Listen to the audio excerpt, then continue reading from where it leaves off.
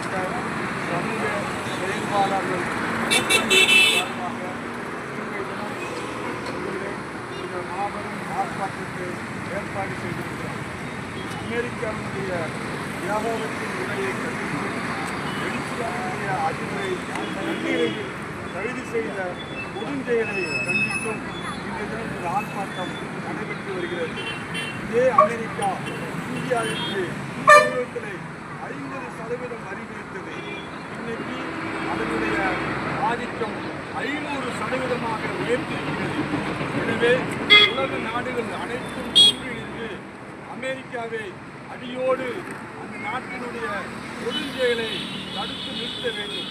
உலக நாடுகள் இந்த நேரத்தில் ஒற்றுமையாக செயல்பட வேண்டும்.